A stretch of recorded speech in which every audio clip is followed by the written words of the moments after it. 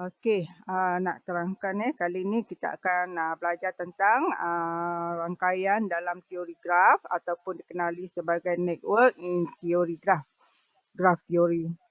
Okey, di sini bagaimana kita nak menamakan jenis graf apabila ditanya jenis graf yang diberi kepada gambar ya. So di sini ada 8 jenis graf ya. Cuba baca. Graf mudah tidak berarah. Graf mudah tidak arah berpemberat. Graf mudah terarah. Graf mudah terarah berpemberat. Graf yang mempunyai gelung dan berbilang tepi terarah. Dan yang keenam, graf yang mempunyai gelung dan berbilang tepi tidak terarah berpemberat. Graf yang mempunyai gelung dan berbilang tepi terarah. Graf yang mempunyai gelung dan berbilang tepi terarah berpemberat. So ada 8 jenis graf yang kamu perlu tahu ya. Kemudian kita akan belajar tentang darjah, iaitu untuk graf tidak terarah, AB adalah sama dengan BA dan setiap titik mempunyai bilangan darjah 2. Kecuali kita lihat kalau kita lihat yang terarah pula, AB tidak sama dengan BA. Sebab dia ada arah anak panah ya. Kalau kita lihat di sini, graf tak terarah. Setiap titik A itu ada 2.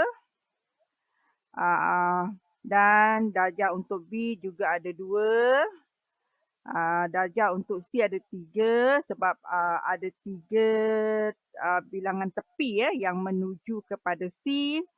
Dan juga D, dia cuma ada 1. Dan hasil tambahnya ialah 8.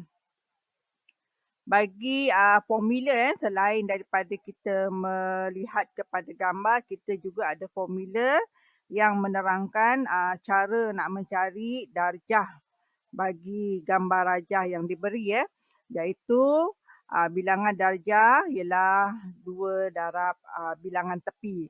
Jadi kat sini ada 1, 2, 3, 4. So ada 4 tepi. So maknanya 2 darab 4. So jawapannya 8. So sama seperti kita buat secara manual. Dan untuk graf terarah dia ada di in dan di out. Maka kalau ni tu bermaksud ada gambar rajah anak panah menuju kepada titik tersebut lah. Contohnya kalau A di sini ialah ada 2 anak panah ke arahnya tetapi keluar daripada A tiada. Dan hasil tambah. Okey, hasil tambah bagi kesemua sekali darjah ialah 8 juga. Tetapi yang graf terarah ni berbezalah sebab dia ada di in dan di out. Di in ialah arah anak panah menuju kepada titik tersebut, manakala di out ialah arah anak panah keluar daripada titik tersebut. Okey. Manakala titik Q kalau berbilang tepi seperti ini, berbilang tepi, maka ada 4 lah.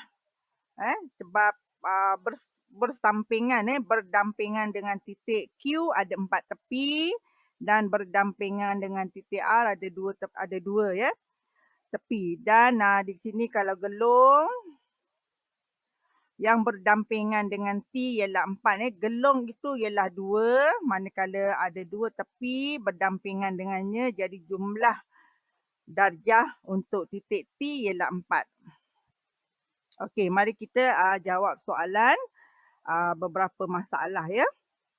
Pertama, bagaimana nak cari NV bermaksud bilangan bucu iaitu berapa bilangan titik yang kamu nampak pada gambar.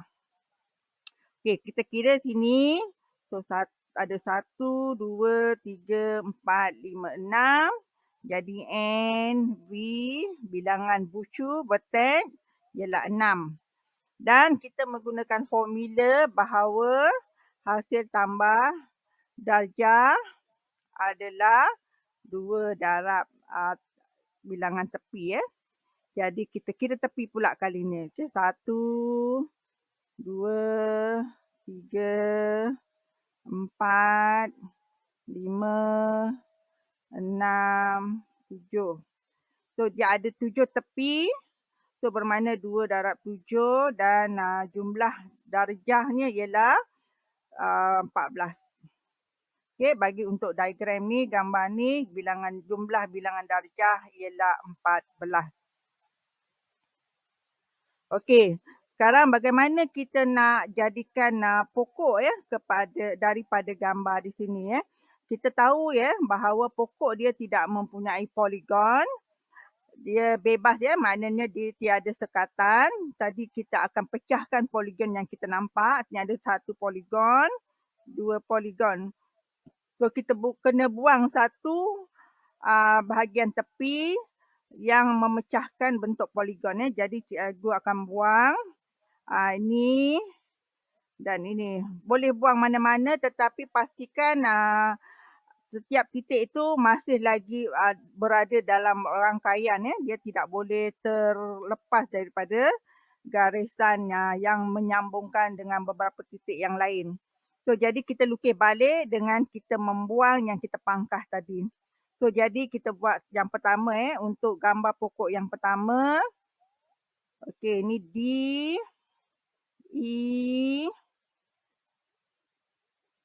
A, F. Okey, ini gambar yang pertama. Sambung lagi. Ini C dan ini B. Okey, jadi dia tidak ada poligon sekarang ni. Dan inilah bentuk pokok yang kita kendaki dengan keadaan semua titik masih lagi berhubungan di antara satu sama lain. Okey, sekarang kita pergi kepada gambar yang kedua. Kita akan buang titik lain pula. So, jadi kita tak nak ni, kita buang ni pula lah. Okey, kita buang ni dan kita buang ni jugalah. Okey, jadi maknanya kita hanya perlu memecahkan poligon tersebut. Okey, jadi kita tulis balik. D, C, A. Okey, cantum kita buang. B dan D. Okey, DE tak ada. Jadi cantum lagi.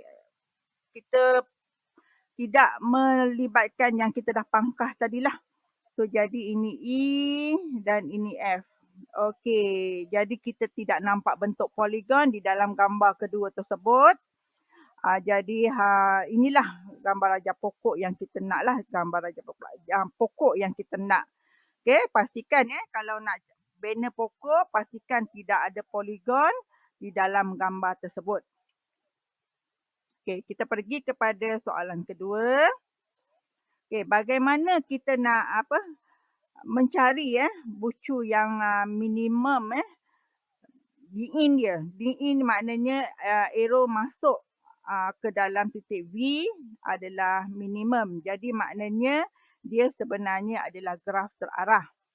Okey, jadi sekarang kita lihatlah yang mana D-in maknanya kita tengok yang second pair lah, maknanya ni Q, P, Q, Q, R, S dan T. Okey, jadi kita dapati kat sini yang minimum yang minimum sahaja ni. So kita nampak Q, Q 2. Okey, D-in D-in Q 2, D-in P 1. D-in Q ada 1, 2, 3. Sorry, ada 3 D-in Q ada 3. D-in P ada 1. Okey, D-in R ada 1. D-in S. Okey, ada 1, ada 2. Okey, ada 2. So jadi D-in V yang minimum ialah P dan R ada 2 titik yang mempunyai D-in minimum. Okey, lihat kepada soalan seterusnya. Okey, lukis satu graf berdasarkan satu set bucu dan set tepi yang diberikan. Okey, jadi kita akan lihat ni, ada 1, 2, 3, 4, 5, 6 bucu dan kita akan mulakan daripada 4, 9. Maksudnya 4 berhubung dengan 9 dahulu. So kita buat 4 pergi kepada 9. Okey, ini bukan graf terarah ya, dia cuma pair sahaja. Kemudian 5, ini 4. Okey, kita pergi kepada pair yang kedua. 5, 9. Kemudian kita pergi pair yang ketiga. 6, 9.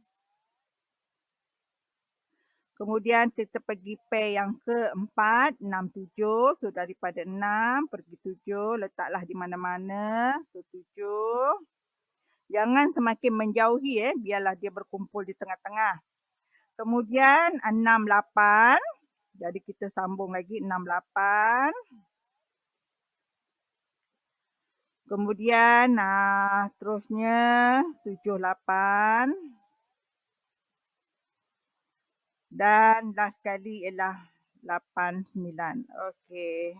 So beginilah bentuknya yang kita boleh dapat lah. Okey, kemudian kalau kita nak cantikkan lagi, kita boleh ubah ya. Ubah gambar tu supaya menjadi lebih cantik. Kita buatlah macam-macam kita nak buat pun boleh ya. Buatlah ikut yang kita rasa cantik sedikit ya. So ini 4, 4 ni 5. Okey. 9, ubah dia lah. Kemudian 9 tu bercantum dengan 6. 8 dan 7. Jadi nak jadi cantikkan dia pun boleh ya. Cuma tidak mengubah hubungan-hubungan di antara bucu tersebut. Okey. Okey, kita lihat kepada masalah berikutnya. Okey, sekarang lukis satu graf berbilang tepi yang mempunyai gelung. Okey. Jadi kita masih lagi follow daripada pertama dulu. LE. So jadi L kepada E. LE. Kemudian so LE yang pertama, LE yang kedua. Okey. Ada dua berbilang tepi sebab hurufnya sama. LE, LE. Kemudian OV, OV. Mana tempat lain lah ya. OV. OV. So dua berbilang tepi sebab dia sama. Kemudian LL, jadi maknanya LL dia akan jadi loop ataupun gelung. Gelung. EE pun gelung. Gelung. OO pun gelung. Dan VV juga gelung. Okey. Kemudian A berhubung dengan O, L berhubung dengan O. Dan V berhubung dengan E. Okey, jadi kita akan dapat satu graf rangkaian. Okey, seterusnya ya. Dah mula ya masuk kepada soalan hebat. Okey, kita lihat ya ada di mana di sebuah tapak bazar ada stesen-stesen jualan dan ada laluan lorong yang telah ditetapkan mengikut SOP ya. Jadi yang ini adalah stesen-stesen dan bilangan lorongnya 2. Jadi kita akan buat satu demi satu dulu. PQ. Okey. So kita akan lukis dulu P kepada Q. P, bukan P kepada Q, setakat P berhubung dengan Q. Okey, buatlah. Ini P. Ini Q. Lukis dulu ya. Bilangan lorong yang bukan bermaksud kita kena lukis dua lorong ya. Tak. Ini dikatakan pemberat. Okey. Bilangan lorong itu adalah pemberat ya. Bukan kita kena lukis 2 sebab dia tak ada pun seperti yang sebelum ni, PQ, PQ. Dia tak ada pair pasangan PQ, PQ yang akan menjadi berbilang tepi. Okey, jadi kita buat dulu PQ, jadi kita letak 2 sebab dia maknanya pemberat. Kemudian PR. Okey, PR. Kemudian QS. Okey, PR tadi 3. QS 2. Dan QT. Okey, QT.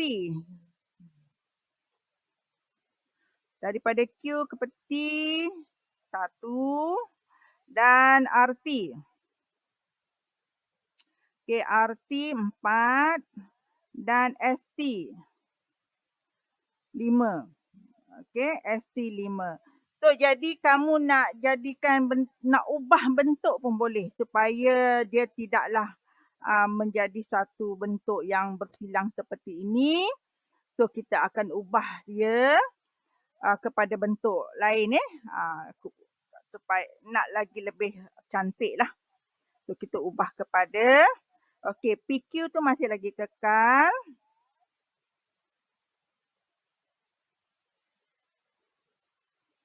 Okey, PR tu pun juga kekal. Okey, tapi S tu kita letak depan. S. Dan T kita letak di sinilah. Okey, jadi QT dan R bersambung dengan T. R bersambung dengan T dan S bersambung dengan T. Jadi dia tak adalah berselirat. Jadi kita nak boleh tulis pemberatnya dengan elok lah. PR 3, RT 4, ST 5 dan QT 1, QS 2. Okey, boleh ubah, boleh susun balik gambar tersebut kepada bentuk yang lebih elok lah, yang tidak berselirat. Okey, next ya. So, tengok gambar ni. Apakah nama gambar tersebut? Apakah nama graf tersebut ya? Jadi, tadi sebelum kita ada 8 jenis. Jadi, kalau kita lihat graf ni, kita dapati okey, graf tidak terarah, graf mudah, tidak terarah, berpemberat ya. Jadi graf mudah, tidak terarah dan berpemberat. Okey, sekiranya dia tanya apakah jenis graf, jadi kamu akan rujuk kepada 8 jenis tadi yang telah kita buat sebelum tu. Okey. Seterusnya ya, masalah yang berikutnya. Okey, kita lihat ada satu lagi soalan yang agak rumit sedikit lah. Kalau kita lihat kota belut, kota merudu, okey. Jadi ini adalah pengesan bucu, jarak. Okey, KB tu kota belut, KM kota merudu. Kudat ialah KDT, Ranau R, Beluran B dan Telupit T. Okey, sekarang ni lengkapkan rajah di bawah. Okay, kita lihat yang pertama. Lengkapkan rajah di bawah dengan melukis satu graf terarah dan tidak berpemberat. Maknanya tak perlu ada arrow lah. So kita lihat KB dengan KM. KB dengan KM dah ada, iaitu ni. Dan kita letak pemberat kat sini ialah 56. Okey, yang kedua KB, KDT tak ada. So kita tambah garis.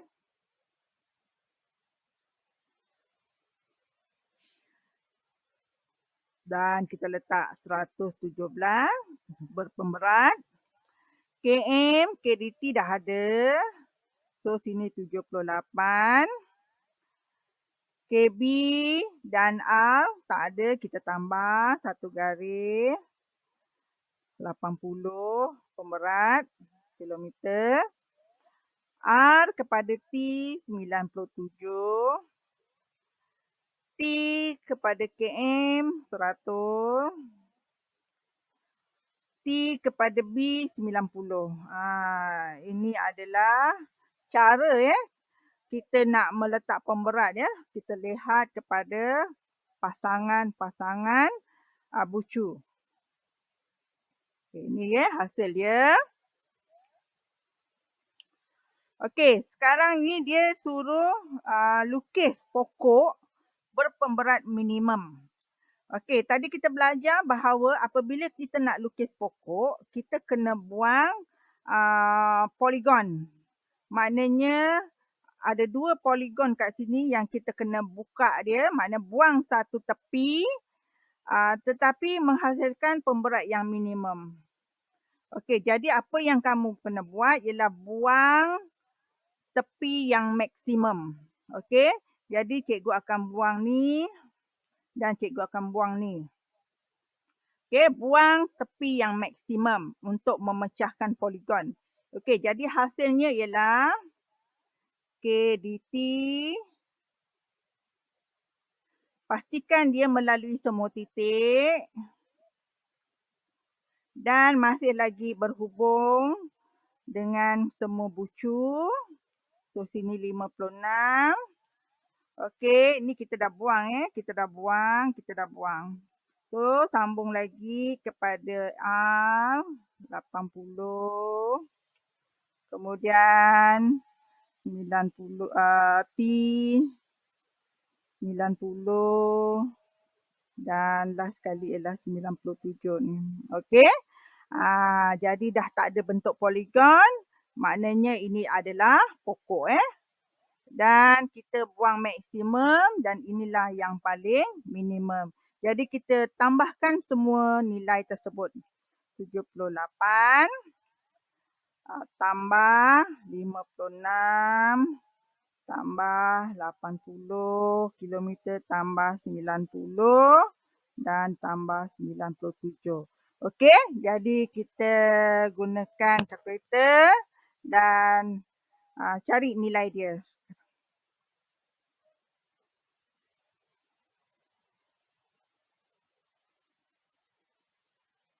Okey, jadi jawapannya ialah 401 kilometer Okey, jadi itulah keseluruhan dan dia juga minimum serta melalui tempat itu hanya sekali sahaja.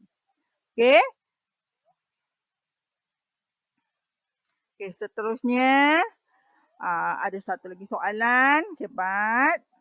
Agak banyak dia punya dia punya informasi tersebut, jadi kena baca satu-satulah. Okey, Encik Zul tinggal di Kota Belud, nak menghadiri majlis di Kuala Lumpur, di PWTC Kuala Lumpur pada 17 hari bulan pukul 8 suku malam. Beliau bekerja pada 16 hari bulan April hingga pukul 12 tengah hari. Kemudian dia balik ke Kota Belud yang jaraknya ialah 78 km daripada Kota Kinabalu untuk bekerja dan dia kena bekerja semula pada 19 hari bulan sebelum 8 pagi. Okey, dia memandu sendiri ke lapangan terbang dan menaiki kenderaan awam semasa berada di Kuala Lumpur. Okey, sekarang diberi jadual-jadual tambang penerbangan daripada lapangan terbang Kota Kinabalu ke KLIA dan juga tambang balik daripada KLIA ke Kota Kinabalu. Kemudian semasa di Kuala Lumpur ada beberapa jenis pengangkutan, LRT, bas, teksi dan shuttle. Okey. sekarang ni kita akan buat ya. Dia punya maklumat ni kita kena buat dulu sebelum kita jawab soalan supaya kita lebih faham keadaan sebenar perjalanan dia ya. Okey. Sekarang ni daripada Kota Belud. Pada 16 hari bulan dia daripada Kota Kinabalu. Lepas 12 tengah hari dia balik ke Kota Belud. Okey, dia balik ke Kota Belud. Dan pada ya, sebab kalau kita lihat ya, kita lihat jadual kapal terbang tu, dia maknanya dia akan naik ya pada ya. Kalau kita lihat jadual penerbangan ialah 17. Maknanya dia balik tu 16 hari bulan Kota Belud. Jadi daripada Kota Belud dia pergi ke Kota Kinabalu. Kita hanya cuma buat andaian lah ya. Kita membuat andaian. Besoknya lah baru dia bertolak ke Kota Kinabalu ya. Iaitu pada 17 hari bulan pagi tu dia bertolak. Okey, jadi mula-mula lepas pukul 12 tu dia balik ke Kota Belud. Besoknya barulah dia bertolak ke Kota Kinabalu. Menggunakan kenderaan sendiri ya. Kemudian nak pilih penerbangan yang mana daripada Kota Kinabalu ke KLIA, kita kena pilihlah yang murah sekali. Dan kita lihat ya, kita kena pastikan dia sampai pada 17 sebelum pukul 8 suku malam. Dan kita akan pilih, kalau kita pilih yang pertama, kira okey lagi sebab jarak masa dia masih jauh. So dia masih boleh bernafas lagi lah dan bersiap-siap. Kalau pukul 4 dan hingga pukul 6 ni maknanya tambangnya dah mula mahal. Kita tak akan pilih yang mahal. Dan kalau yang ketiga ni tak sesuai sebab masa dia sampai akan melepasi sepatutnya masa yang dia berada di PWTC. Jadi yang ini tak sesuai lah. Dan ini juga tak sesuai sebab dia mahal berbanding dengan yang pertama. Jadi kita akan pilih pukul 10.20 pagi hinggalah pukul 12.50 petang dengan harga RM244.30. Okey. Kemudian penerbangan balik ya. Penerbangan balik dia lihat kat sini ialah pukul 18 hari bulan. Maknanya dia stay di sana semalam lah. Tetapi tidak dinyatakan di sini dia menginap di hotel. Maknanya mungkin dia akan tidur di airport lah.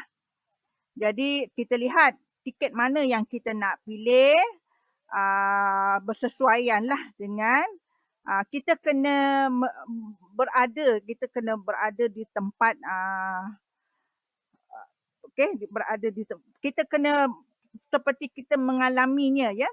Jadi mana yang kita nak pilih? Kita nak pilih pagi.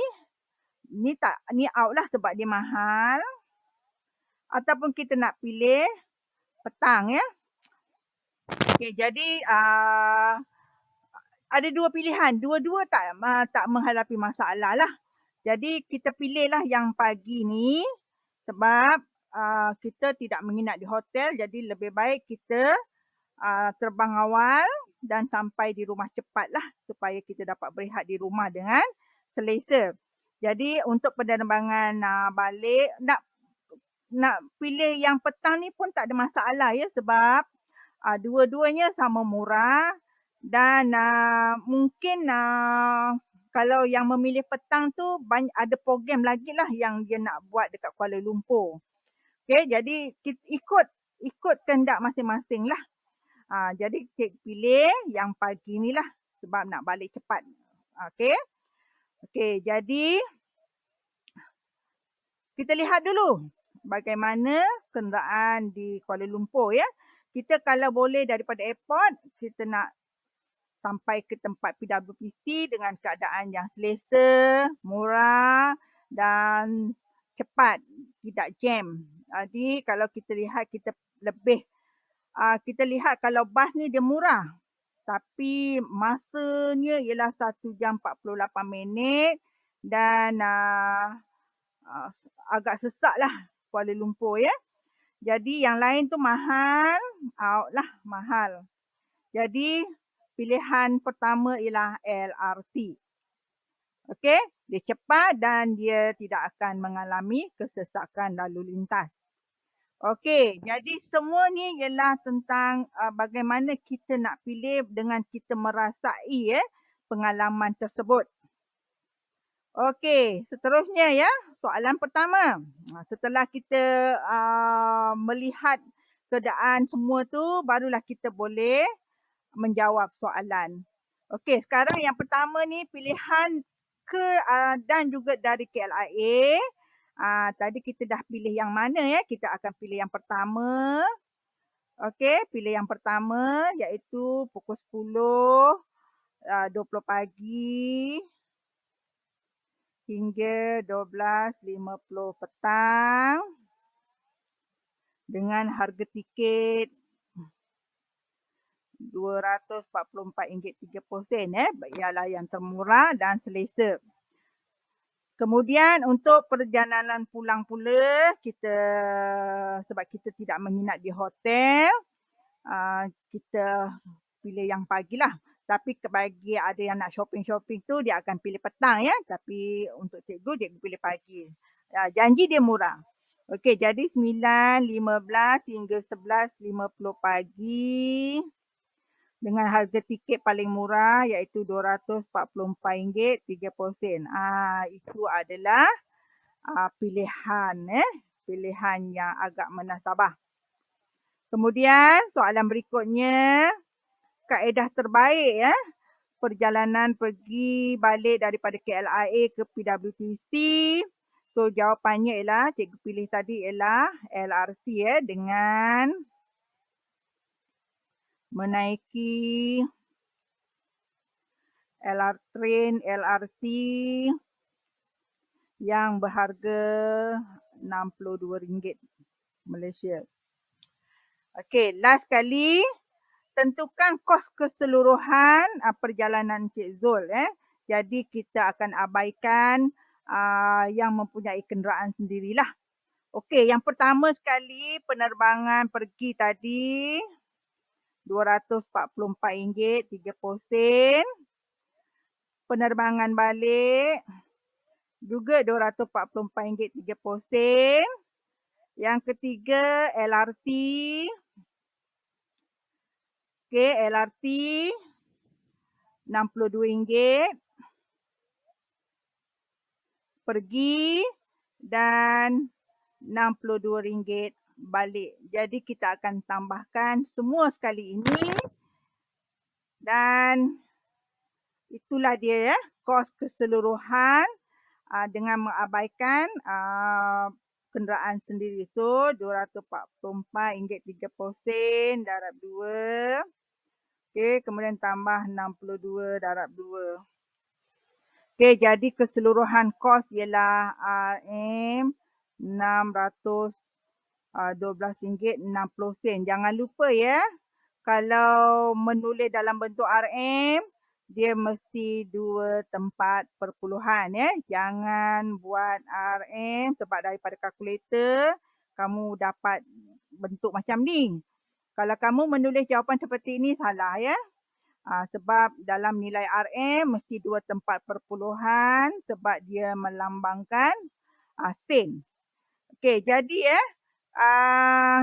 apakah justifikasi sebab kita pilih bagaimana justifikasi pilihan ialah pertama sekali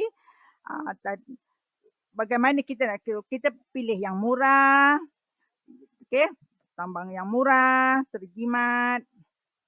Okay, kita kena pilih yang terjimat dan memilih masa ya. Memilih masa